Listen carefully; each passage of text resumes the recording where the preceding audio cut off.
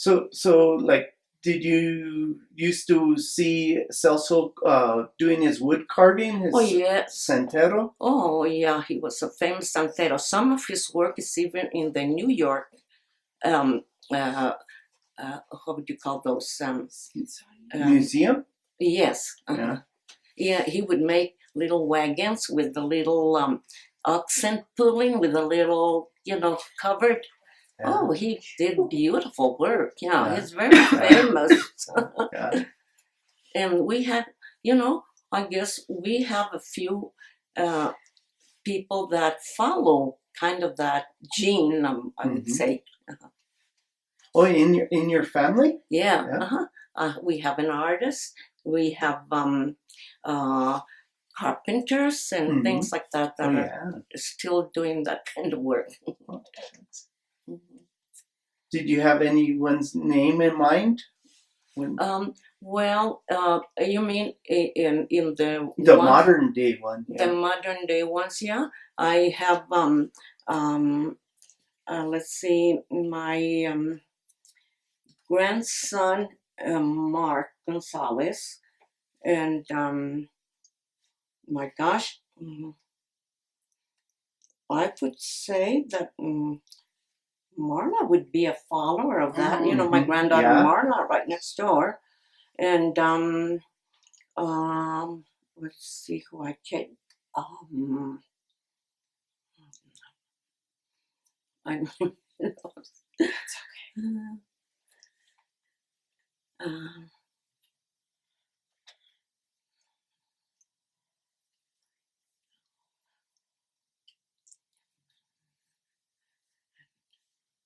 at this moment, these are the two that Mhm. I Mhm. That's can good. think faster. Yeah, Yeah. Whose son is Mark? that is Rodney's son, the one that lives in Farmington. Yeah. Oh, okay. Mhm. Okay. He does really work with metal and things like that. Wood thing. Oh Yeah, yeah. he does all kinds of things like that. Mhm. So you went to school with Melinda Romero Oh Pike. yeah, we are first cousins. Yeah, Uh-huh. Melinda Romero's dad and my mother were brother and sister. Uh-huh. And so you probably were one of the first classes to go to the new Agua Fria school Yes. in like the 1930s. Yes. Yeah. And that was a one-room school. Uh-huh. And Oh, the where the rectory of Father Preto is? yeah. That's where that school um, uh, room was with 8 grades in one Wow. room. In one Because room. in those days, not everybody went to school because it was not compulsory. Uh-huh. I would have gone a few years if I would have wanted, and then gotten out and no questions because we were more expected to help at home with other children and all that. But I was not in that kind of thinking. I wanted to go to school because I loved school. Mhm. And I went to the 12th grade. Wow. So you had a 8th grade graduation here in Agua Fria? Yes, and I then I had my 12th graduation at the Santa Fe. Uh-huh. The first Santa Fe school that was called Santa Hall. Later on, you probably are not familiar yeah. with that area at that age. Yeah, but that's the new or the city hall is now Yeah. kind of right Then there. I Yeah. went to the middle school at Harvey, Oh, you and did go to that's Hart. the hall there too. Uh-huh. Who else was in your grade, more or less your age? There was there the ones that I can remember. There was Lucy Garcia, which she's passed away, and Annie Carrillo. Well, I don't know. They have other probably names because they got married, Right. and close was Ida Lopez, and let's see who else I can remember from down here. Mm,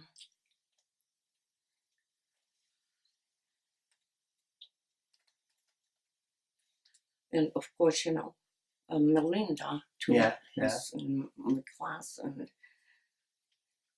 most of the other, we were not that many from down here, and in those days, like I say, a lot of the girls would either quit after the 8th grade because of the big families too, So that's what comes to my mind right now.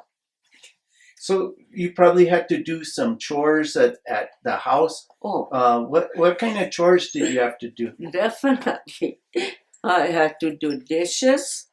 I had to do ironing. I had to wash floors on nails and a brush. And I had to, did I say iron? Yeah. And those things were saved for me to Saturday. Mhm. And the dishes for after school when I was down in the Alpha school. Mhm. If it was my turn to do dishes, the dishes were there after I got home from school.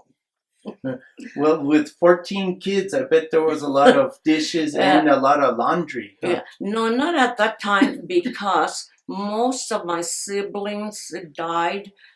There was 9 of them that had died before I was born, and so we were left 5, Mhm. 2 brothers and 3 sisters, and that's who I did work for. I'm kind of Chrissy's second mother. Yeah. And she still thinks of me that way.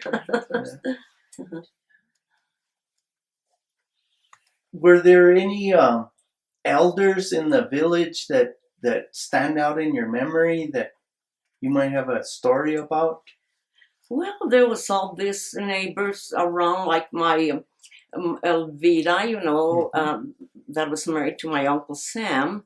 And I would run errands for her because they didn't have no kids. And then I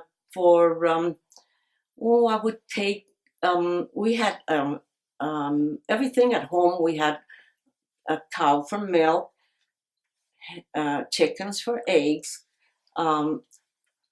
cattle for meat, and uh, and all that. So I would take milk delivered to some people that needed milk for their babies. That was the Lopez family. Mhm. And like so, we think of you living up there by the new Agua Fria Gateway Monument, Yes, but in this time when you lived at your parents' house, it was like directly across from the church. that was exactly across the road from San Isidro. And everything was revolved around San Isidro. Yeah. All the feasts, all the um, like they had as mayordomos.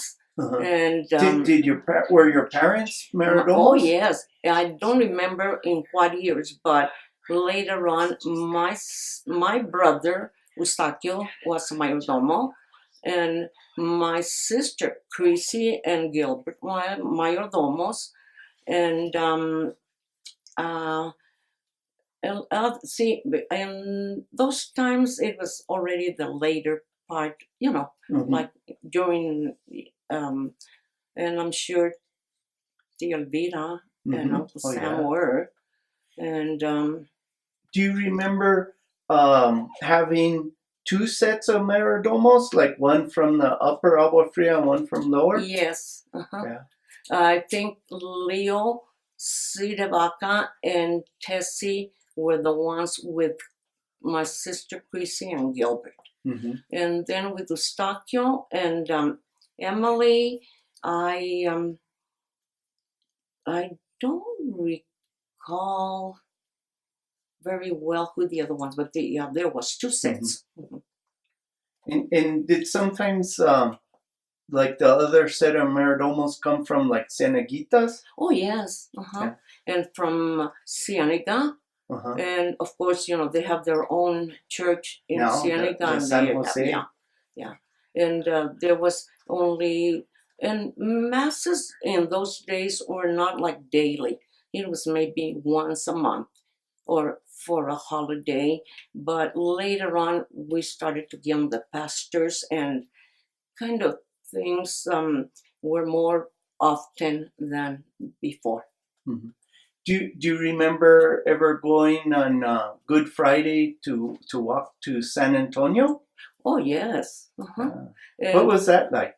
Well, it was people would get together and walk. I was a younger person then, and we would all start like with family members, cousins and people like that that would take a walk out there, and then you've been to the San Antonio Chapel, have you? Yeah, and that beautiful tree and all that, and we had the procession around the church and all that, and And that we go was 3 times around. Huh? yes, and it was family people there too.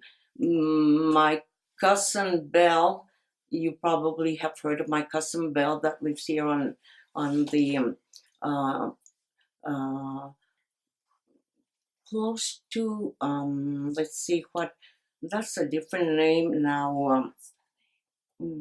It's like Tafoya, the Tafoya family.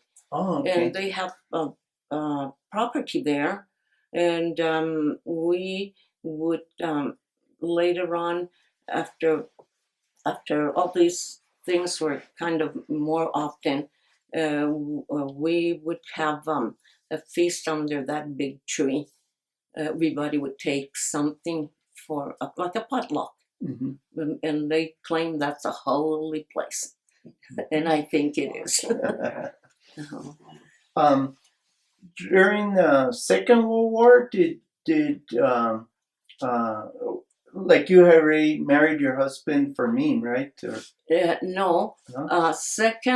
When the Second World War, I was only 13. Oh, 13. Yeah, he was a little older than me. Uh-huh. And so there was a concentration camp that the Japanese had been brought from other places because we were fighting the Japanese.